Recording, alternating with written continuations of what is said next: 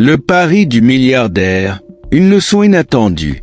Abonnez-vous à la chaîne pour ne rien manquer des prochaines histoires. Dites-nous en commentaire de quelle ville vous nous suivez. Nicholas Reynolds, confortablement installé dans son luxueux penthouse dominant les lumières scintillantes de New York, faisait tournoyer un verre de whisky entre ses doigts. Depuis son sommet, le monde en contrebas lui paraissait minuscule, insignifiant tout comme la plupart des gens qui l'entouraient.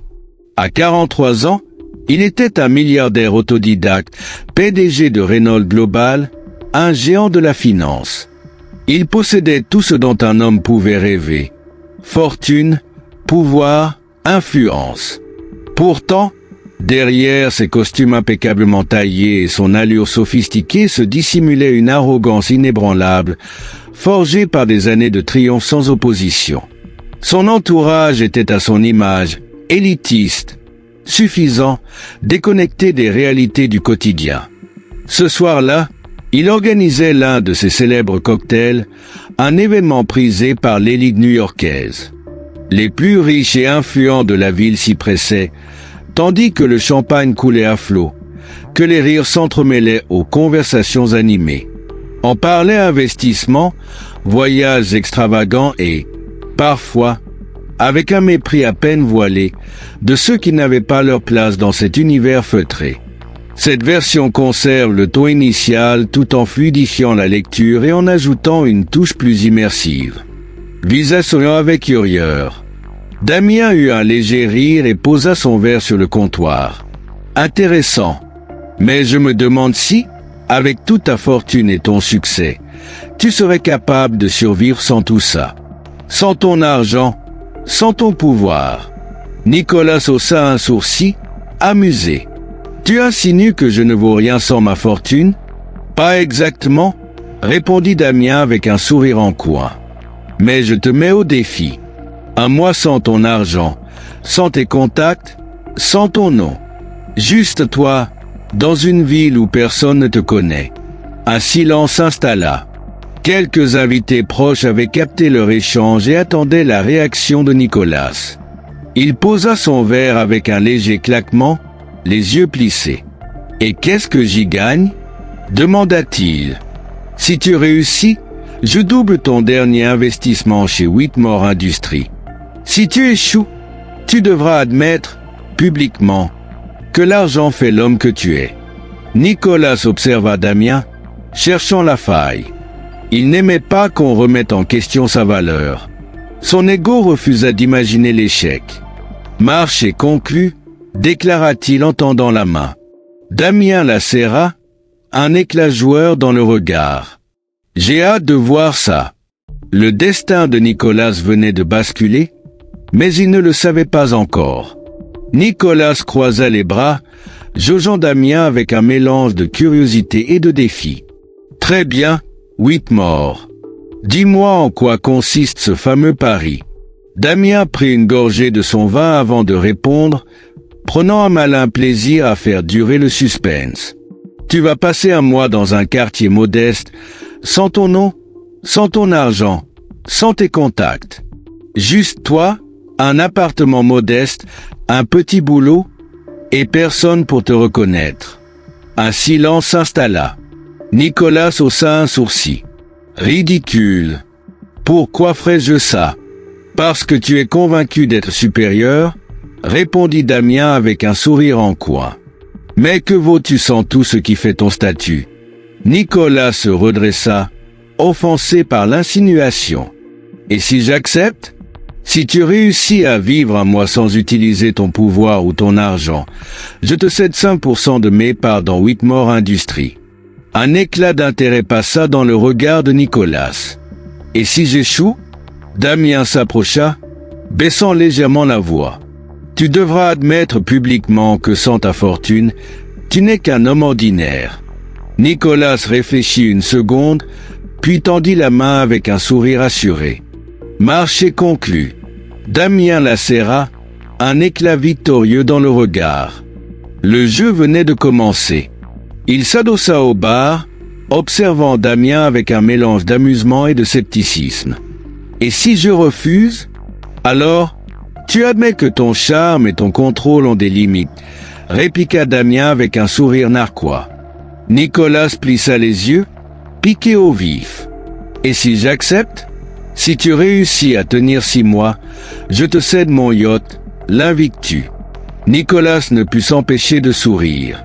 L'Invictus était une légende parmi les milliardaires, un bijou d'ingénierie et de luxe que Damien chérissait comme la prunelle de ses yeux. Et si j'échoue? Damien se pencha légèrement, savourant son coup. Tu devras faire un don de 50 millions à une association de mon choix et admettre publiquement que l'amour ne se contrôle pas, même pour toi. Nicolas éclata de rire. L'amour? Quelle notion absurde! Il ne croyait ni au conte de fées ni au coup de foudre. Mais un mariage de 6 mois? Ce n'était qu'un contrat, un jeu qu'il pouvait maîtriser. Très bien, accepta-t-il enfin, tendant la main à Damien. Ce dernier la serra, un éclat victorieux dans le regard. Prépare-toi, Nicolas. Ce pari pourrait bien changer ta vie plus que tu ne l'imagines. Nicolas fit glisser son doigt sur l'écran, étudiant attentivement les informations sur Maya Turner. Contrairement aux femmes qu'il fréquentait habituellement, elle n'avait rien d'une mondaine ou d'une héritière. Professeure dans un lycée public de Brooklyn, elle était connue pour son franc-parler et son engagement auprès de ses élèves. Intéressant, murmura-t-il. Olivia, qui observait sa réaction, ajusta ses lunettes. Elle est tout sauf impressionnée par la richesse, précisa-t-elle. Elle a même été citée dans un article dénonçant les inégalités économiques en ville. Un sourire effleura les lèvres de Nicolas. Une femme qui ne se laisserait pas impressionner par son argent? Voilà qui ajoutait un défi supplémentaire. Contacte-la. Trouve un moyen de la faire venir ici. Olivia haussa un sourcil, sceptique. Elle risque de refuser. Trouve ce qu'elle veut. Tout le monde a un prix, Olivia. 2 jours plus tard, Maya reçut une invitation inattendue à un gala de charité organisé par la Fondation Reynolds. Intriguée mais méfiante, elle hésita longuement avant d'accepter. Après tout, si cela pouvait aider ses élèves à obtenir plus de financement, cela valait peut-être le coup. Ce qu'elle ignorait, c'était qu'en acceptant cette invitation, elle venait d'entrer dans un jeu dont les règles étaient bien plus complexes qu'elle ne l'imaginait. Maya croisa les bras, son regard scrutateur cherchant à percer les véritables intentions de Nicolas. « C'est curieux », répondit-elle avec une lueur de scepticisme. « Votre nom est rarement associé à des initiatives sociales de ce genre. » Nicolas ne se départit pas de son calme habituel. « Peut-être est-il temps pour moi d'explorer d'autres horizons. » Elle arqua un sourcil, visiblement peu convaincue. « Très bien. Alors dites-moi, en quoi exactement pensez-vous pouvoir nous aider ?» Nicolas s'adossa à son fauteuil en feignant la réflexion. Il ne pouvait pas lui avouer son véritable objectif. Il devait la convaincre autrement. « J'ai les moyens d'apporter un soutien financier considérable, mais je préfère comprendre les besoins réels avant de m'engager. » Maya hocha la tête lentement, comme si elle analysait chaque mot. « Ce que nous avons besoin, ce n'est pas seulement d'un chèque, mais d'un engagement sincère. Beaucoup viennent avec des promesses, peu reste pour voir le vrai combat. » Nicolas sentit un frisson d'excitation. Elle ne serait pas une conquête facile, ce qui rendait le pari encore plus stimulant. « Alors montrez-moi, » proposa-t-il. « Faites-moi voir ce combat dont vous parlez. » Maya le toisa un instant avant de répondre, un sourire en coin. « Très bien, Monsieur Reynolds. Préparez-vous à sortir de votre tour d'ivoire. » Un silence pesant s'installa. Maya le fixa, cherchant à déceler la moindre trace d'humour dans son expression. Mais Nicolas restait sérieux, imperturbable. « Pardon ?» fit-elle, plissant légèrement les yeux. « Épousez-moi » répéta-t-il calmement. « 6 mois. En échange, votre association recevra un financement illimité et je m'engagerai personnellement à soutenir vos projets. » Maya éclata d'un rire incrédule. « C'est une blague, n'est-ce pas ?»« Pas du tout, » répondit Nicolas avec une assurance glaciale. « Je suis un homme de parole. Vous voulez de l'aide? Je vous l'offre, à une condition. » Maya secoua la tête, croisant les bras. « Pourquoi moi? Parce que vous êtes tout ce que je ne suis pas, déclara-t-il. Elle le scruta, cherchant le piège. Un milliardaire arrogant proposant un mariage d'intérêt. L'histoire avait un goût amer. « Je ne suis pas à vendre, lança-t-elle, tout en trahissant une pointe d'agacement. « Je ne vous achète pas, corrigea Nicolas. Je vous propose un échange, un contrat. Vous en sortirez gagnante. » Maya soupira, visiblement troublée. « Vous croyez vraiment que tout s'achète ?» Nicolas esquissa un sourire en coin. « Essayez et vous verrez. » Maya quitta le bureau de Nicolas avec un sentiment de confusion grandissant.